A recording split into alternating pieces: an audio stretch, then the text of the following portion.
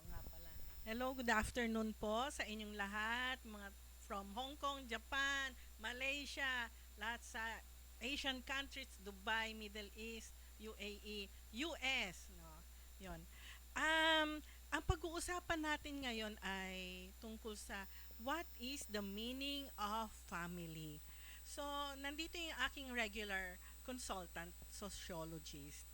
And I also invited Pastor Felix, may pastor for 30 years, na alam ang tungkol sa buhay ko, lahat ng pinagdaanan ko.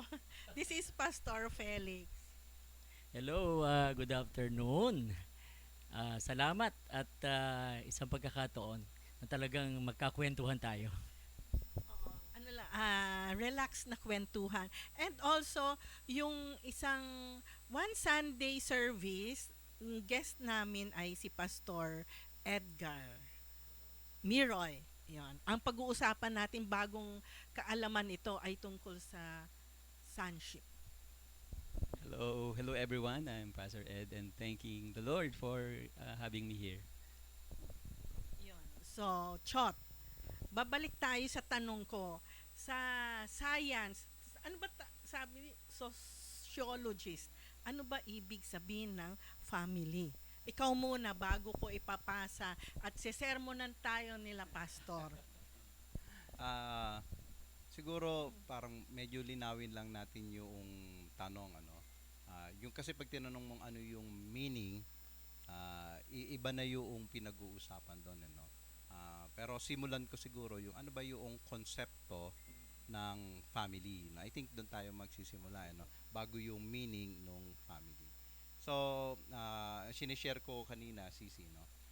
Madali naman nating makaka-relate to bilang mga Pilipino na pag sinabing pamilya, ang kaisipan natin, mayroong tatay, mayroong nanay, at may mga anak. So, yun ang pinaka-basic, no? Pero yun nga, limbawa, sa punto de vista ng isang anak, kung saan kay pinanganak na pamilya, ang tawag doon ay family of orientation. No? Ngayon, kapag ka eventually, nag-decide ka na mag-asawa at bubukan ng sarili mong pamilya, ang tawag naman doon ay family of procreation. No? So, magmumultiply na no, yung family. Kaya lang, meron tayong mga napansin dyan, ano, na, anong tawag mo kapag ka yung nanay, tatay, mga anak, kasama yung lolo't lola doon sa isang bahay, no? At kung minsan, hindi lang yung lola't lola, pati mga tiyahin, mga tiyuhin, tito, tita, no? Nandoon din, no? Pati mga pinsan na, no? Sa isang malaking bahay, no? So, yun naman tinatawag nating extended family, no? Pero, sa pagbabago ng panahon, nagbabago din yung struktura nung pamilya, yung itsura niya. No? So, kanina sinishare kong kaso, mayroong isang pamilya, kaya lang, ang kaso nito, yung nanay ay pumanaw na. So, ibig sabihin ay byudo, yung tatay, ano, yung lalaki. Tapos merong isang uling pamilya na yun namang asawang lalaki ang namatay, o di byuda.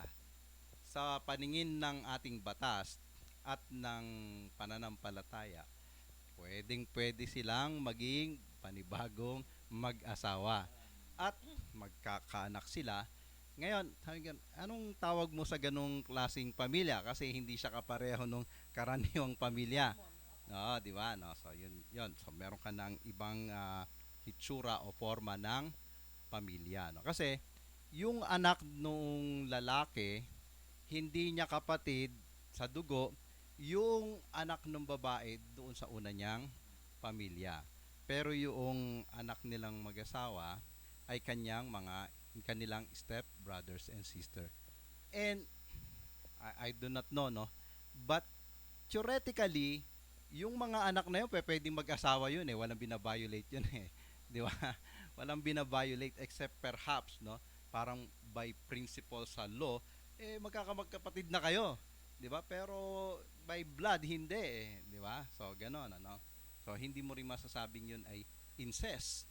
Di ba? So, iba na yung struktura, no? So, yun yung isang sasabi nating morphology ng family. Paano naman kung halimbawa sa sisi, no? Nag-asawa sila at umaasa sila magkakaanak. Mayroong problema, hindi nagkaanak, no? Tapos ang pwede nilang gawin, pwede silang mag-adapt. So, ang tanong, yun kasi hindi na yun yung karaniwan, di ba? Pero sa atin, tinatanggap natin na isang pamilya pa rin yun, di ba? Pero kung hindi sila nag-adapt, sasabihin ba natin na hindi pamilya yung mag-asawa kung hindi sila nag-anak at hindi rin sila nag-adapt, di ba? So parang may kulang, pero may mga ganong senaryo, may mga ganong sitwasyon. Meron tanong. Sige. Ito, papasa ko yung tanong. So, yun ang una. Ang isasagot nila, pastors. Ito, experience ko talaga. Sa isang team building namin sa company, sabi nung boss ko, bring me a family picture. Ako may dala ko palaging family picture eh. Pero yung picture ko, walang tatay. Ako yung unang nag-submit. So, kasi very ako eh. Gusto ko panalo ako palagi sa mga contest eh. Talo ako. Kasi hindi daw yun family. Dapat may tatay.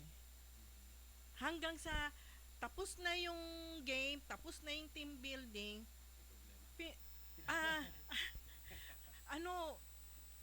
binabash pa rin ako ng boss kong babae, wala kang pamilya. So, ang tanong ko, may pamilya ba ako, pastor? Kasi walang tatay. Actually, hindi ka namang nailabas kung wala kang tatay. Kasi, kung wala ang tatay mo, hindi ka may papanganak. Diba? So, bahagi pa rin yun. Kaya lang, ang naging kasalukuyang problema nyo ay yung tatay nyo ay maaaring sumakibilang bahay. Nakahanap ng iba at naiwan kayo. So, ito yung kailangan talaga na maraming ganyang problema, no? Na naiiwan ang mga nanay at minsan naman ang umaalis naman yung nanay eh. Oo, kaya kailangan balanse lang tayo dito at yon ay bahagi rin ng kasalanan o yung curse na kung saan ay natanggap natin magmula nung mag-fall si Adam and Eve, no?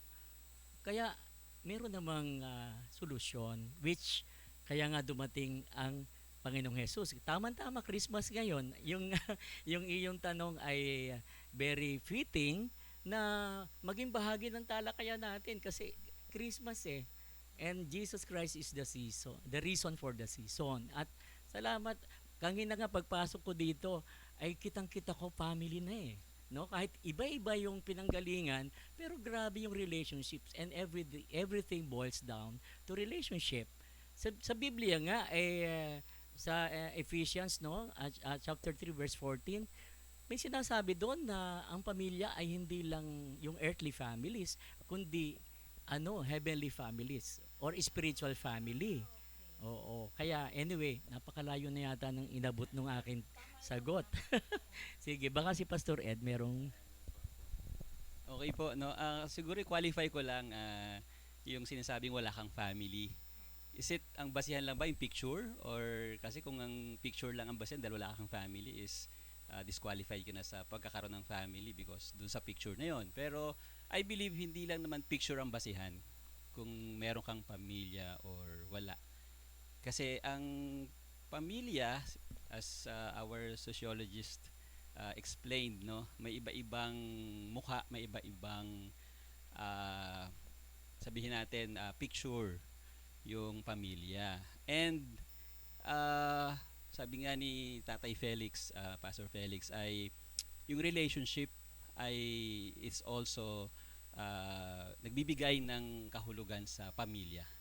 Kasi kahit na may tatay ka, may nanay ka, wala naman kayong relationship na nagaganap, tingin ko may problema rin yung pamilya na yon.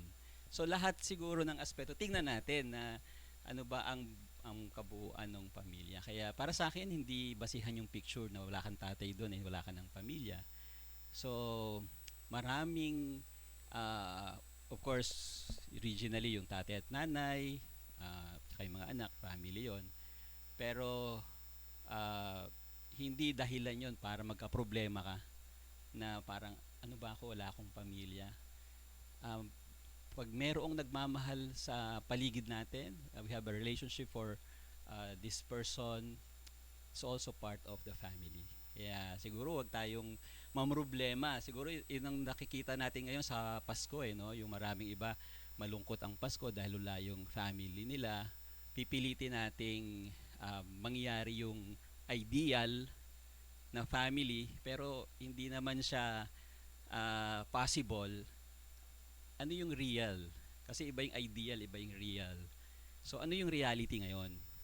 From the reality, sino ba yung mga nagmamahal sa atin? May mga co-workers tayo. Iba nasa abroad, 'di ba? Nasa yung mga OFWs, wala yung family nila, biological family nila sa sa kanilang tabi, pero merong mga co-workers sila, mga friends sila, which is also part of the family. Kaya bakit? Because they have relationship. Yung pick up yung sinabi ni tatay na may relationship ka. So it's also a family. Okay, Pastor. 'Di ba this week lang nagsabi ang Pope regarding sa civil union of the same sex. Nagsamang dalawang lalaki at nag-adapt sila ng anak. Considered family rin ba 'yon? Okay, medyo controversial no, pero I will not speak of parang isang sabihin natin stand ng isang grupo, ng isang simbahan o ng isang kongregasyon. I'll just speak for kung sino yung nagsasalita. Kasi depende yun eh. Ano yung pinagmumulan ng taong nagsasalita. Saan niya pinatutungkol yung sinabi niya na yung mag-union na same sex tapos meron silang inadapt halimbawa sa family. So on their context, that is their family. So hindi natin pwedeng i-judge on their own context. Pero kung magsasalita naman ako halimbawa sa context ng stand ng paniniwala ko, pwede rin ako magsalita. Pero I'm not here to judge people kung yun ba ay family or hindi. Kasi lahat tayo may pinagmumulang kung saan tayo nanggagaling. Ay siguro kung sinabi yun ng Pope, I should respect kung saan siya nanggagaling, ano yung kinakausap niyang mga tao, grupo ng tao. In that context, I respect that. But then, kung ako naman ang tatang sa opinion ko, siyempre sasabihin ko rin kung ano yung pinanggagalingan ko din.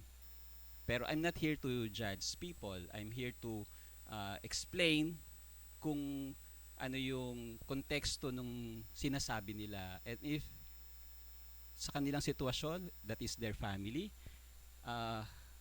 let's respect that. Kasi ng family nila eh, pwedeng yung kanilang biological family, hindi sila inaccept. So, dun nila nakita yung family. So, let's be, kumbaga, respectful and i-accept natin yung ganong sitwasyon. In a sense, na hindi natin sila ginajudge. But then again, gusto nating ipaalam na meron ding ibang view na kung tatanggapin, pwede nating i-share. Pamilya pa rin nila yon on their own context po. From our solo parent, ang tanong niya, may ka-live-in na ako, hiwalay kami ng asawa ko. Sino ang pamilya ko? Yun. Nasa perspective din niya, pero saan ba siya ikinasal? Kasi sa atin, tingnan natin yung kung paano, meron ding legality kasi ang marriage, na oo, yung legal aspect. Kaya nga, karamihan niya ng struggle, no? Marami nang nagli-live in o nagpa-partner sila, pero hindi sila makasal.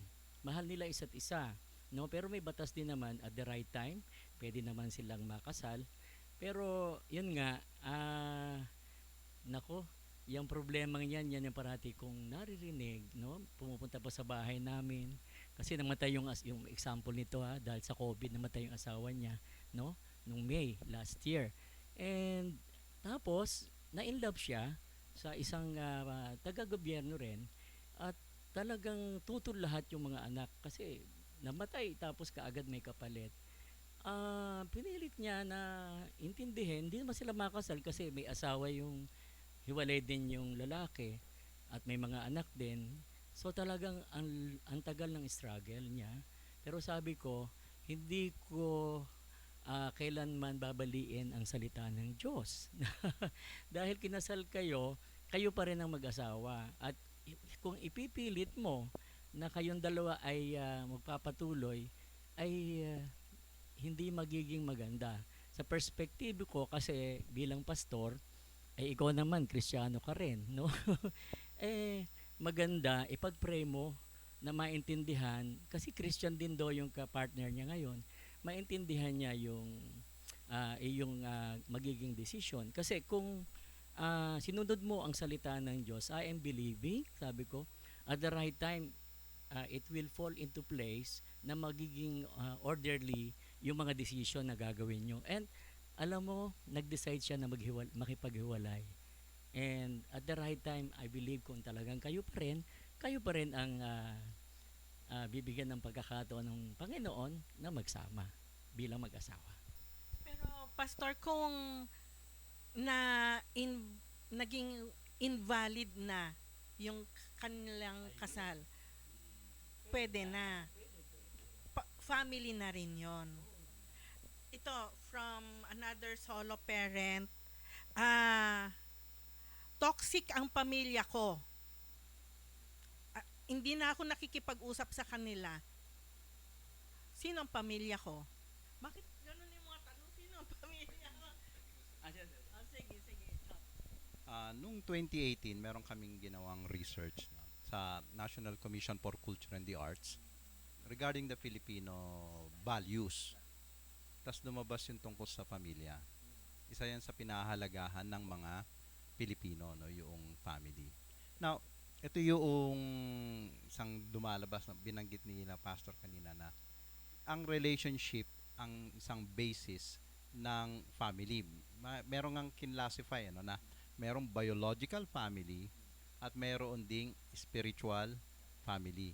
Now, sa practice pala dito sa Pilipinas, it's taken to another level.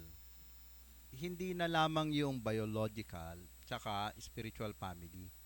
Merong concept ngayon na tinatawag nilang family of your choice.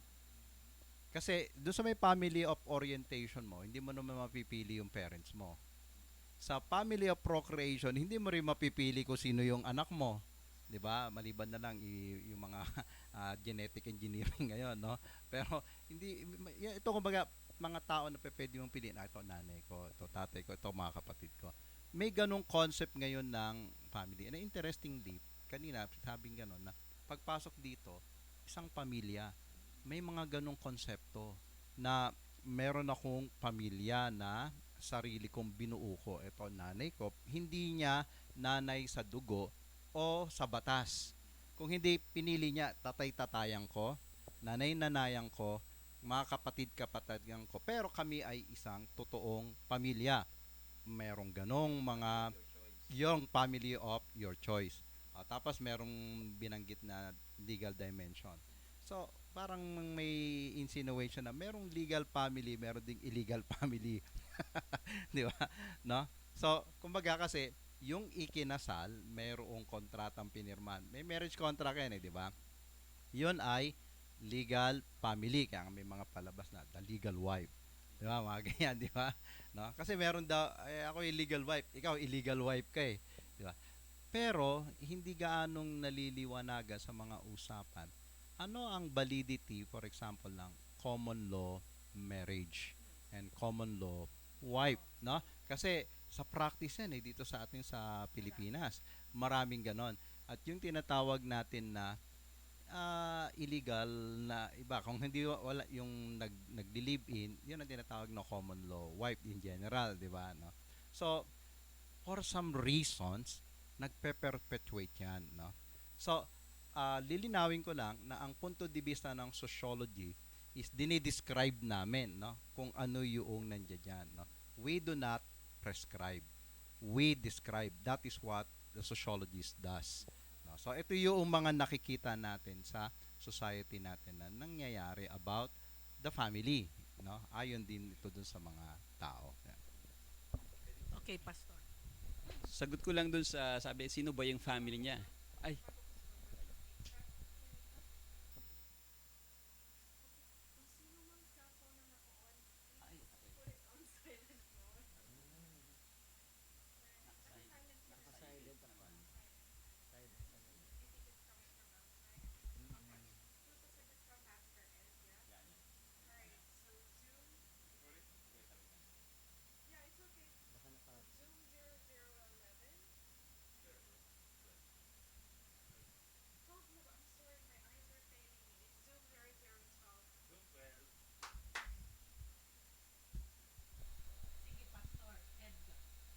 okay, gusto ko lang sagutin yung tanong niya. Sabi niya, yung family niya, for sure biological family, tito ko niya, toxic daw. Tapos meron siyang present na parang kinukonsider niyang family. Sino daw yung family sa dalawa? May sinabi si Sir kanina na have the family of your choice. Sa tingin ko hindi ka mamimili kung sino. Parehong pamilya mo pa rin kahit na sabihin mong toxic yung family mo sa biological family. Still, family mo pa rin sila. Hindi mo pwede silang i-reject. Siguro kung sa ngayon toxic sila, darating naman siguro ang panahon na mawawala na yung ano na yun. Pero para sa akin, no, hindi mo pwedeng sabihin na hindi mo na dahil toxic yung family to, mas pinili mo tong family na to, ito lang ang family mo. Pareho mo pa rin silang family dapat. Pwedeng maaring sabihin na, ay hindi pa, mali Tagalog ko, pwedeng marami kang pamilya. So yung halimbawa yung lalaki, marami siyang families, marami siyang asawa. Families pa rin yun. Maraming ganyan sa Pilipinas. Totoo, ang dami. Kumayot na Oo. parami. Naparami na doon. Nag-ube ng... Sige. Dun sa sermon ninyo, Pastor Ed, regarding yung sonship, kasi narinig ko na yan, yung orphan spirit. May pamilya ba yon? Ang orphan spirit? Actually, it's a spiritual concept sa Bible, no, na orphan means fatherless. Maraming aspect yung orphan spirit. Pwedeng andyan yung father mo pero parang wala. Pwede naman talagang hindi wala kang kinalakihang father. Okay, ganito. Merong biological father, merong heavenly father, at saka merong spiritual father. Like si Pastor Felix, my spiritual father. Spiritual leader is a spiritual father. And then we have heavenly father, and I have biological father. He is now 88 years old. And yung pagiging orphan, pwedeng on a biological level, pwedeng on a spiritual level. Kung ang tanong mo ay ano ba tong orphan spirit na to, yung pagiging fatherless, whether biologically speaking or spiritually speaking, is a big problem sa isang tao. Una sa sarili niya. Because kung wala kang father, yung identity mo may problema na eh. Because God designed us to have a relationship, to have a father. We're not meant to be alone. We are created to have relationship with the Heavenly Father, with our spiritual father, and with our biological father. The moment na you are in this what we call spirit of orphan or orphan spirit, nagkakaroon ng ikaw mismo, hindi ka buo, hindi ka kumpleto, and it's a miserable thing. In fact, sa book of Malachi, the last book of the Old Testament, merong curse yung pagiging fatherless. Sabi ng Panginoon, sa huling araw, ibabalik niya yung heart ng father sa son, ang son sa father, para magkaroon ng connection. But sabi niya, kung hindi mangyayari yun, there is a curse. Kaya I believe ang society natin, yung problema natin sa drugs, yung problema sa iba't ibang problema ng society, mas higit pa dyan ang problema ng fatherless o yung orphan spirit. Yes, because doon nagkakaroon ng sisimula na Anyway, medyo malaking usapin yon. But ang punto ko lang is there are people na nakakapag-decide sila ng mali sa buhay because walang father na naggagabay sa kanila. Wala silang, yun, yung orphan spirit, fatherless status. Pwedeng nandyan yung father pero parang wala din, or pwede talagang wala. Kaya nga nung time na yung mga fathers nung araw nag-abroad, marami tayong OFWs, no? Ang daming mga kabataan ang nasira ang buhay dahil wala yung tatay nila. Unlike ngayon, no? Meron ng virtual nakakausap na, unlike nung araw kasi cassette lang, di ba? Bago pa dumating yung cassette, i-record ilang weeks pa bago marinig yung boses ng tatay. Letters, ang tagal, no? Kaya nung time na 1970s, 80s, nung nag-abroad yung mga tatay sa Saudi, ang daming naging problema ng ating, hanggang ngayon, sinagsasuffer ang ating society because of that fatherless spirit na yun, o yung orphan spirit, sinasabi ko. Kasi ngayon, isang malaking usapin yan, ano, there is this Canadian clinician, no? Binanggit niya ito, no? Sabi niya gano'n. Merong question kasi ngayon, importante ba yung mga lalaki? Ang sagot niya, yes. Importante yung mga lalaki. At isang tinalakay niya yung relasyon ng ama sa pamilya, sa anak. Merong study pala, and sorry, hindi ko alam yung, hindi ko masasabi ngayon yung yung details nung, but I have seen it dun sa sa web, no. Yung palang mga anak na walang ama until age 9, no, or 16, pagka either namatay yung father or naghiwalay yung parents, no, yung anak ay umiigsi ang telomeres. Yung telomeres ay ito ang sukatan kung gaano kahaba ang buhay ng isang tao. Mas mahaba yung telomeres, mas mahaba ang buhay. Mas maigsi ang telomeres, mas maigsi ang buhay. Sabi niya, etong mga batang ito na lumaki sa pamilya na walang tatay, they are already doomed to have shorter lives. Sabi niya, we do not know what causes that and why is that, but that is a scientific finding. Kaya napakahalaga ng role and presence ng ama sa pamilya dahil ang nagsasuffer ay yung children. And that's an interesting study, no? Hindi natin napag-uusapan 'yon, 'di ba? But that's a very important thing, no? And I don't know kung gagawa ng panibagong research and titignan yung telomeres ng mga bata. Kasi tinignan nila 'yun, no? Yung mga batang lumaki na mayroong ama tsaka yung lumaki na walang ama. Yung comparison, no? Talagang may iksi yung mga bata na lumaki, yung mga orphan, no? Ganun, no? Tapos meron kasing lumabas nga ng concept ni na the missing daddy, no? Kasi nga not necessarily pupunta sa ibang bansa para magtrabaho, no? Pwede kasing yung ang nangyayari sa society natin, yung mga residences outside the city, tapos sa city nandoon yung work. So that dahil sa haba ng commute, maaga pa lang wala na yung tatay, pas pag uwi niya tulog na rin yung anak, hindi na nakikita halos yung ama, no? So parang lumaki din yung bata na parang wala rin siyang ama. So merong si Alvin Toffler, no, binanggit niya 'yon. And so itong mga issues na ito, we have to take all this into consideration, no, doon sa mga kung ano man yung inilalabi natin, ano. So and that's very important from the point of view ng sociology.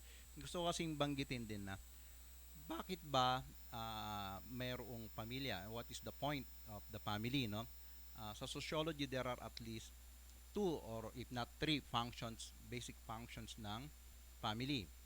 One is procreation. Secondly, ay yung care of its members, no? Basic care, no? Pangatlo, na nawawala na ngayon, yung socialization and education. Kasi traditionally, family ang nagbibigay niyan eh. Pero ngayon, in-outsource na yung socialization and education mostly sa daycare tsaka sa eskwelahan, no? So hindi na yung family ang nagpo-provide ng education na yan, no? Basic yung iba, no, nakukuha pa rin tsaka some of the socialization. Pero nawawala na yan, no? Kasi ang mga nag-take over diyan includes the church, no? Kasi dati ang spiritual upbringing sa family din eh. di ba? Pero yung church na ngayon ang nagte-take over nung yung spiritual upbringing. Tapos yung educational upbringing, yung school, di ba? So nabawasan na yung functions ng family, di ba? Eventually yung care nawawala na rin. 'Di ba? Kaya nga nagte-take over na din diyan yung government eh. Kaya yung DSWD mo palaki ng palaki yung role niya, yung Department of Social Welfare and Development kasi yung mga cases ng mga orphans, no? Tapos yung mga abused children, 'di ba? Tini-take over ng DSWD yan eh, yung mga ganyan, no? So yun pa yung mga problema doon. So ano na lang ang matitira sa family? Procreation. Paano kung halimbawa even the procreation ay hindi na rin yung family ang nag-fulfill nung function na yon? Ang tanong doon, ano pa ang sense ng family as a social institution? So may problema ka na doon eh, 'di ba? So I think sa sociological point of view, yun ang ilan sa mga considerations. Oo, siguro I can cite yung example sa akin. My father died at the age of 44 at we are 9 in the family. So it's a curse kasi yung father niya namatay din ng 44. Tapos meron lang isang sibling, 47 namatay. Pero ako, since ako'y naipanganak, I experienced the love of my father. Na talagang sa lahat ng aming magkakapatid, parang sabi nga nila ako yung favorite, no? At talagang siguro, dahil na-receive ko yung love ng father, I can also release love.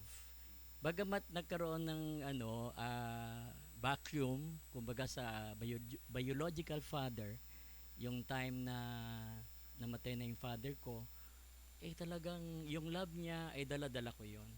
Kaya yun yung naglakas ng loob sa akin na yung role niya as a father.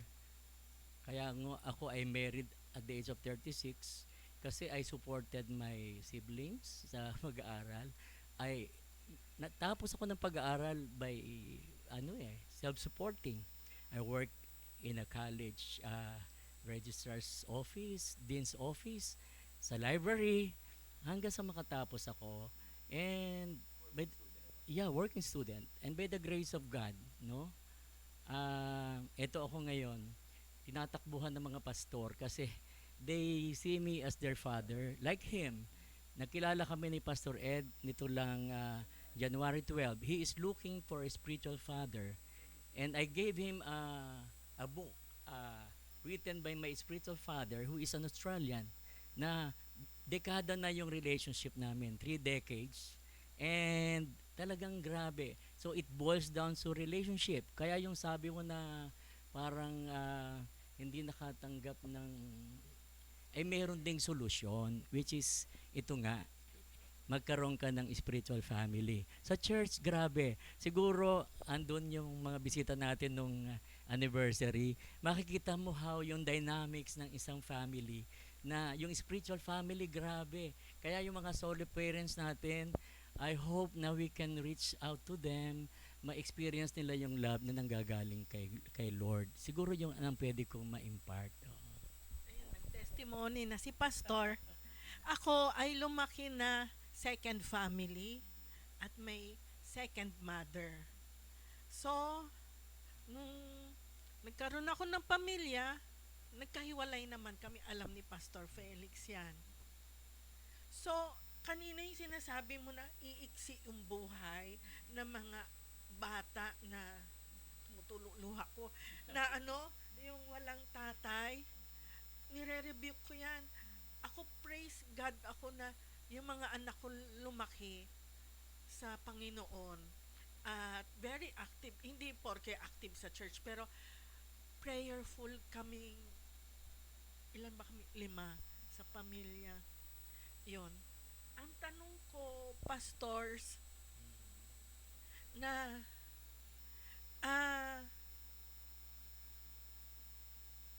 yung kapatid ko, sabi niya toxic daw ang pamilya niya.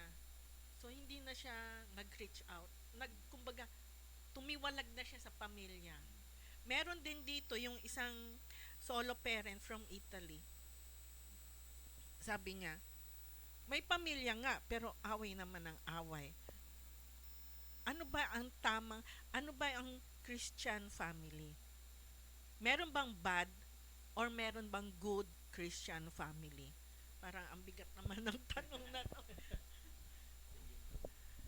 Opo, yung tanong niya na meron bang good or bad family, Christian family. Siguro nga dahil nga sa experience natin, naka-qualify natin yung ano, family as good or bad. But then, of course, walang perfect family. Lahat may weaknesses, lahat may negative. Pero we can also see the positive things do sa mga negative things. I do believe if we have mayroong eyes of faith tayo, meron tayong mata ng pananampalataya na yung negative ay merong positive na mailalabas. Sabi nga ng Bible that God can work in everything, whether good or bad. God can work together for good to those who love God. So, yung love natin sa Panginoon, meron tayong nagpo-produce na faith na somehow, somewhere, yung negative, pwedeng ma-turn out into positive. Basta't may faith tayo. Now, ano yun? Yung bad and good family. By definition kasi dito sa kinuha naming definition, the family is the foundational institution of society ordained by God. So whether ang tingin natin bad Christian family, good Christian family, ordained yan ng Diyos eh. Siyempre ang tao na lang talaga ang minsan nagkukulang, kaya parang sa tingin natin hindi maganda. But then lahat ng pamilya, I believe, may pinagdadaanan na negative, bad things. Pero hindi nangangahulugan na bad na kaagad. Kukonklude na natin na bad. Kasi I do believe, parang book tayo eh, parang libro. Halimbawa, nasa chapter 5 ka pa lang, nakita mo bad family kayo, pero hindi pa naman tapos yung kwento eh. May chapter 6, kung mananalig tayo sa Panginoon and we will trust the Lord. Maraming testimonies na ganyan. Later, binabago naman ng Panginoon. So, kaya nga, yung gusto kong i-quote kanina, doon sa Book of Malachi chapter 4 verse 6, sabi niya, and he shall turn the heart of the fathers to the children, and the heart of the children to their fathers, lest I come and smite the earth with a curse. So, ako, I do believe na kaya siguro dumadan sa quote-unquote na bad family, Christian family, somehow may curse dahil hindi pa na-address yung pag-turn ng hearts ng fathers to the children. So it takes humility, of course. So parang 'di ba yung acronym, or sabi natin yung acronym ba? Family, FA, or acrostic ng family, FAMILY. Father and mother, I love you, 'di ba? So ang tingin ko ang talagang love pa rin talaga, no, yung unconditional love ang isang factors, isa sa mga factors para magkaroon ng change, mawala yung curse, no. Sinishare ni Tatay Felix na parang nagkaroon ng curse sa family nila na 44 na may namamatay sa kanila, but because ayun, pinutol na sa panalangin na kaya si tatay na stroke siya oo, may ganong attempt, pero nawala yung curse siya, 70 sa January 14, 70 na si tatay. Yeah, so nalagpasan niya yung curse. So even my eldest sister, 80, si Ate Seding, no? Opo. pwedeng ikaro. Oo, pwedeng ma-broke. So, ang gusto ko lang i-share siguro, kung sa tingin natin, bad family to, bad Christian family, o good family, Christian family to, or ano natin, ordained pa rin ng Diyos yun eh. Kaya lang, meron lang kasi nga tayong ideal family na gustong ipalabas. Pero I do believe na basta yung sinasabi ng Panginoon, magkaroon ng humility, love sa father and children, pagpapakumbaba, naaalis yung curse eh. at doon aayusin ng Panginoon. Kaya kung sa ngayon nakikita mo siya na negative or bad Christian family, huwag kang maniwala na yun na yung katapusan ninyo. Kumbaga baka chapter 5 lang yun ng libro, chapter 6. Meron pang chapter 9, 10. May sa ending, and they live happily ever after.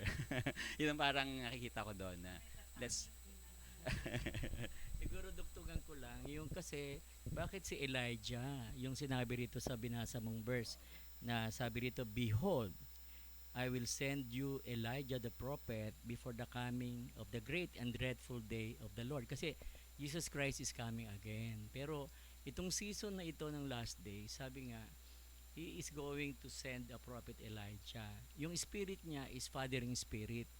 Kasi nung si Elisha na naging spiritual son niya, talagang ano siya sinundan niya talaga. Ibig sabihin, like us, nakilala lang kami nito noong January 12 na this year, nagkaroon kami ng conference sa church. Biglang second day, dumating siya. From that time on hanggang ngayon, grabe ang honoring niya. Ngayong araw na to, pagdating ko doon sa church, meron siyang gift sa akin, isang maganda at matibay na tsinelas from Marikina. O, di ba? Tuwing darating siya, merong yang dalang prutas sa akin. Iba-iba. Ibig sabihin, and I hope naman, nakaka-experience ka ng love from a father na kung saan ay, yun na nga yung tandem namin. At sa church, meron akong mga spiritual sons. Kaya nga ngayon, every Thursday, meron kaming tinatawag na Thirsty Thursday. Kasi invitation ni God na we need to be thirsty and hungry for God. At yung mga pastor na walang mapuntahan, doon pumupunta. Kaya siguro minsan doon kayo mag-documentation, makita mo yung mga pastors na independent malilitang churches, pero they can derive love from the group, no? Especially sa akin. Ngayon, dumating yung isa, Tay, ito yung dala ko na prutas. Ang daming dala. Yung isa, ano ba yung dala ni may grapes, may iba-iba ang dala. So sabi ko, grabe talaga. Yun lang po yung pwede kong ma-share na I believe yung kasing father-son relationship, itong sinasabi ng aking spiritual father na Australian, si John Ali, si Apostle John Ali. When he was in India, God gave him a revelation na paano ba natin patatakbuhin ang church. Ang sabi ng Lord sa kanya is like a father's son, no? The new wineskin of the church is the father-son relationship. Na because we have a God who is a father and at the same time a son, God. Di ba father, son? The father loves the son loves the father, and the son really, everything that he did when he was here on earth, si Jesus Christ, lahat lang ng ginawa niya, yung inutos ng father. At ngayon nasa kanang kamay na, nasa langit na, hindi rin siya gagawa ng isang bagay na hindi ang father ang nag-utos sa kanya. Maging yung pagbalik niya dito sa lupa, siya yung sasabihan para pumunta rito sa lupa. So yun, siguro yun lang naman pwede kong i-share din. Tanong ko, importante ba na magkaroon ng pamilya?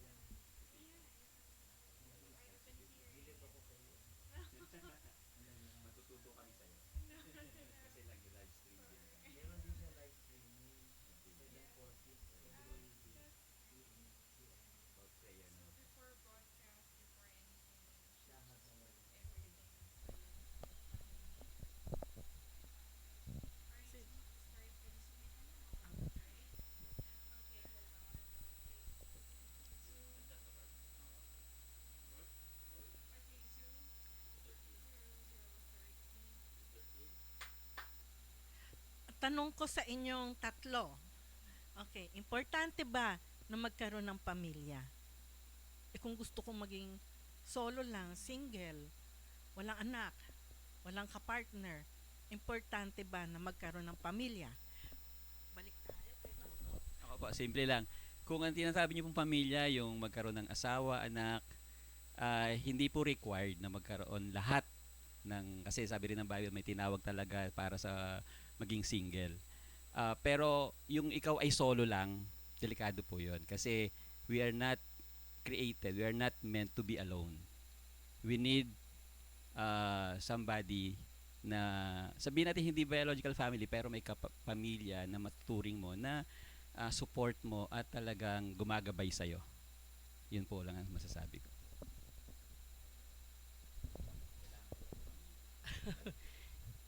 Kasi kanina yung sa talakay natin, yung choice, 'di ba?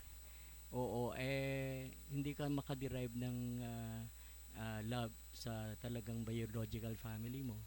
I am believing na God can supply for every need. Kasi lahat naman ng kailangan natin, tama nga yung sinasabi natin, kailangan talaga yung faith natin. And I believe na yung perspective ng spiritual family, pinakamahalaga na makita natin yung importansya niya para masolusyonan itong problema dito sa ating earthly families. Kasi pagka ikaw ay napabilang doon, you become a part of the kingdom of God, makita mo ang lawak talaga ng gagawin ng Panginoon sa buhay mo. Kapag meron kang unang-una pananampalataya at patuloy na pamumuhay na kung saan ay andun na, susunod ka na ayon doon sa kalooban ng Diyos. Kaya naman nagkakaproblema dahil yung curse, yung sin, hindi pa na-remedyohan. Ibig sabihin, a lot of people have not come to the saving knowledge of the Lord Jesus Christ na hindi ito spiritual. Kasi I'm speaking of experience. Kasi lumaki ako talaga ay sa family namin. Ako yung napaka-religious. Hanggang nag-college ako, lumuluhod ako hanggang, kung alam nyo, diyan sa Quiapo, kung saan-saan ako, hindi mo po ako mapapa-absent pag Miyerkules, no? Hindi mo ako mapapag-overtime. I was working as an auditor yung time na yon. Pero talagang alam ng boss ko na panata ko yun eh. Pero there was a time na nagkaroon ako ng problem kasi yung aking girlfriend for 7 years ay iniwan ako. So, itong mga kapatid ko na pinapersecute for 4 years, sila yung, Kuya, meron kaming bisita sa church, sumama ka. And lo and behold, sabi ko, pagpunta ko sa church, ayaw ko talaga eh. Pero because of the need, no, I was crying na eh. Doon nila ako, habi ko, ayaw ko lang na may kumakausap sa akin. Nilagay nila ako doon sa mezzanine. Pero nung nag-preach si Roger Arienda, biglang the Holy Spirit worked and talagang pumunta ako sa altar at I accepted the Lord Jesus Christ January 25, 1981, 11 a.m. From that time on, hanggang ngayon, eto ako ngayon. Yung transformation ni God sa buhay ko, I had a lot of experience before. Mula bata hanggang sa nakita ko yung pagbabago. Kaya nga, siguro, marami pumupunta na yung sa akin, they want to be connected with me because they see something and it's a gift from God. Hindi pwedeng malaki dun. Siya lang po ang makakapag nun. So, it's always boils down to love, yung relationship. Yun lang. Malapit na 10 minutes na lang at matatapos na yung ating unang episode. So, i-wrap up na natin, no? Pero may tanong ako, maraming mga matatanda ngayon na iniwan ng mga anak, nagsusolo. O sige. Ano nga mismo yung tanong kanina? Mahalaga ba yung pamilya? Importante ba na may pamilya? May pamilya. Nag-struggle ako kanina. Paano ko ba sasagutin yun? Kasi ang role ko dito, sociology.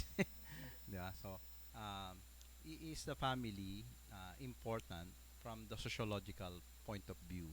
No? Ah, ang sociology kasi, no, pinag-aaralan namin kung ano yung mga nangyayari sa society. No? Ah, so yung family as an institution, nakita yan, no, sa lens ng sociology. No?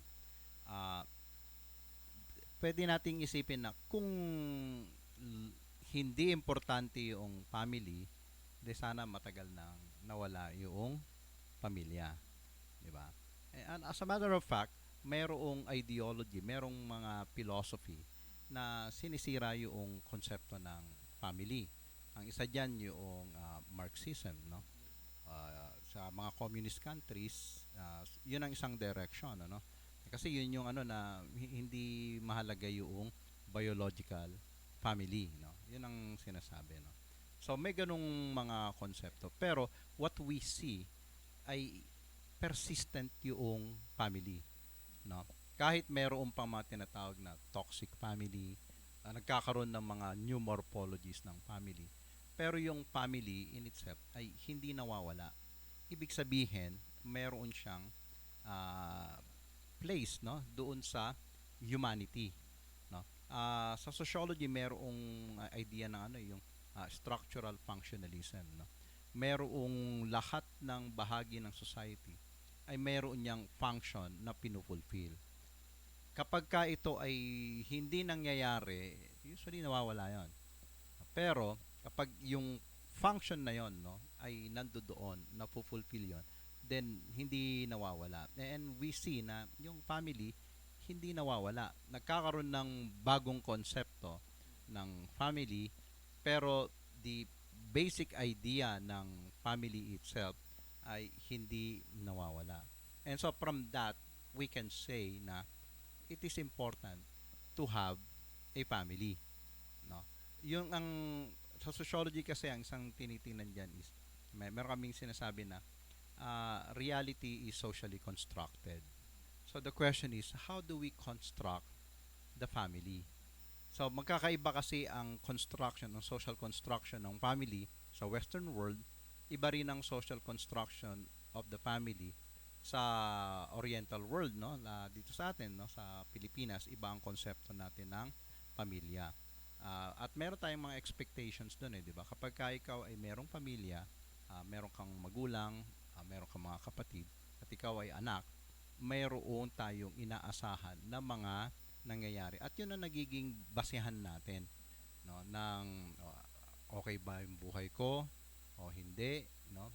Masaya ba ako o hindi, no? Dahil kasi nandun sa mind natin yun, no, na naka-curve yun, naka-carve yung mga basic realities na yung basic ideas na ganon, no. Kaya in a way I can say na importante na mayroong pamilya, no. Ngayon ang problema kasi kung sabi bad family no, tsaka good family, no. But then again sa sociology, when people define something as real, it becomes real as a consequence. Kapag dinefine niya na ito bad, kahit good magiging bad. Pagka bad, sabi this is good, magiging good, no. Eventually gano'n na nangyayari, no. Nakikita yan ng sociology, no.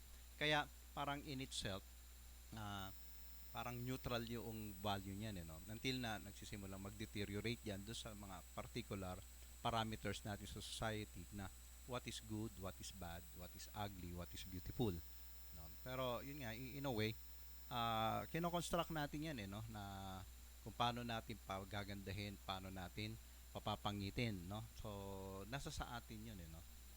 Pero again, may dynamics kasi yung society kung paano ito nangyayari, no. Medyo maiksi yung oras natin para pag-usapan itong interesting na topic na ito, no.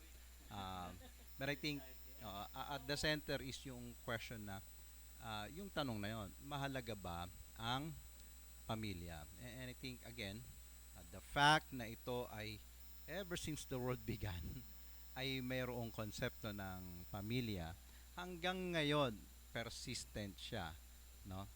We can say, no, na it must be important, no. Sugan ko lang yung sinabi niya. ever since the world began, may konsepto ng pamilya. Kasi nung makreate si Adam, wala talagang makakapag ano sa kanya, no, na as a relationship. Kaya nag-create from the ribs, di ba, ay nalikha si Eve. Kaya nga doon pa lang nagsimula talaga yung importance ng family. Kaya lang nasira dahil sa kasalanan, nagkaroon tayo ng curse. Kaya nga yung bad or good families, because of the curse pa rin. Kaya babalik talaga tayo doon sa kung papaano ang pagdiriwang natin ng Pasko ay si Jesus Christ talaga ang maging center ng family. Doon tayo eh. Yun lang po. So let's wrap it up. Last words from pastors, and then si Chot mahaba magkwento eh. pero marami ako natutunan sa iyo. Yun. And so ako ang magko-conclude kung ano yung natutunan ko sa inyong lahat. So last words from Pastor Ed. Una, salamat sa opportunity na makaging part dito sa discussion natin. Siguro masasabi ko lang talaga yung binigay ng Diyos sa akin sa puso ko na maraming pamilya ang magkasundo-sundo. Ang hearts of a father will turn to the hearts of the children, and the children's heart will turn to the heart of the father. Sapagkat yun talaga yung design ng Diyos para hindi makasingit yung curse. Sinasabi niya sa prophecy niya sa Malakay chapter 4. Yun lang po at sa Merry Christmas. God bless po sa lahat. Pastor Felix. Siguro ipo-focus ko rin yung pagbati doon sa mga solo parents. Nawa yung aming maikli na talakayan dito ay maging bahagi na merong gagawin ng Panginoon para in a way, kasi pinaka-importante relationship, nawa ay by the grace of God, we will be able also to know them in a way na kung paano gagawin ng Diyos, no? Kasi hindi ko nga ito in-expect eh. Salamat sa mga naging bisita namin, no? Si na Ma'am Chonaka at si Cecil na nag-invite na kaya ako na andito ngayon. So salamat sa Panginoon. Chot. Bagamat patapos na tayo, no, pero ito-throw ko itong sa sociology na the first wisdom of sociology is this: things are not what they seem. Truth seems to have many layers, and upon the discovery of each new layer, the perception of the whole changes. So, yung question about the family, walang easy answer, walang simple answer sa tanong na yon na is it important, is it meaningful, is it necessary, no? Is it good, is it bad, no? So, hindi ganun kadali yung sagot doon, no? Again, sa amin sa sociology, iba yung nasa surface. Challenge sa amin is to dig deeper. What's going on down there, no? In that portion na hindi natin nakikita, no, na siyang nag-create actually or nagde-define ng reality and truth about the certain phenomena. And in this case, it's the family. And so that is what we want to dig into, no? So what we are seeing here is merong spiritual dimension ang family. At pwede ring merong relational dimension, not necessarily spiritual, pwedeng legal yung dimension na yon, no? At maraming ibang pwede nating makita na what binds and what builds a family, and that I hope will guide us in understanding and seeing about the truth, no, about the family. Correct. So, ito, babasahin ko yung sinulat ko habang kayo yung nagko-comment, no? Now more than ever before, it is important for people to understand that when it comes to what is a family, there is no such thing as normal. Maraming iba't ibang uri ng pamilya. Merong traditional, merong extended family, merong by choice, no? Etc. Every person, every child, every parent, every couple has a unique situation. And to try and define everyone in black and white term would make no sense. Family is not defined by biology, or marriage, or even a home. Family is the people you love and who love you back, the people you feel safe around, and the people you can count on to be there when you need them. So ako'y nagpapasalamat sa aking spiritual tatay, Pastor Felix. Yun.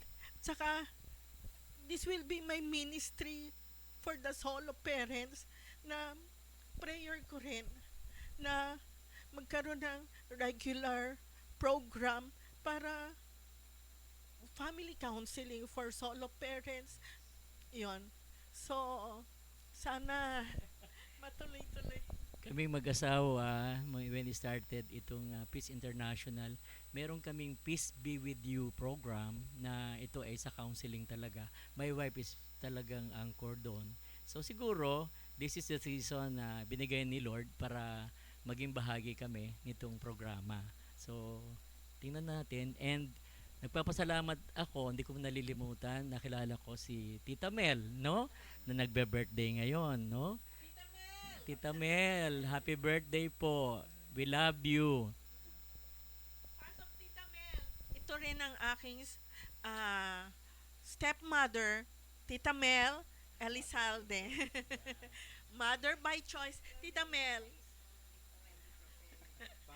Tita Mel, pasok ka dito. Kasi introduce ko,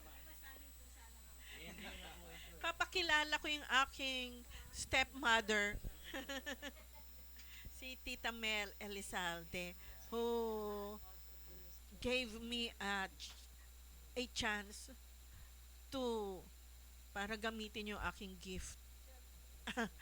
Pero ayun, gift. Tita Mel, happy birthday. Salamat sa inyong lahat. Of course, to Chona, Cam, thank you very much, anak, for coming. And also to these two gentlemen, Pastor Felix and Pastor Edgar. Okay. And also, yung anak-anakan ko dito na siyang dahilan kung bakit nabubuhay ang aking nag-uumpisa na. Nagkapatid kayong dalawa. Thank you very much to all of you.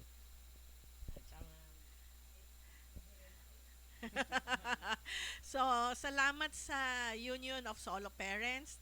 Tuloy-tuloy na ito yung ating radio program at sana magkaroon na tayo. At pinagpipray ko na magkaroon ng family counseling online, no? Sa YouTube, nandyan na sila pastors. Yon. At ang dami palang gagawin, no, sa ministry, mga street children, mga orphans, ministry, marami. Kasama na rin mga anak kong. Yun. So, maraming salamat sa inyong lahat. What matters most, meron tayong pamilya at nagmamahalan.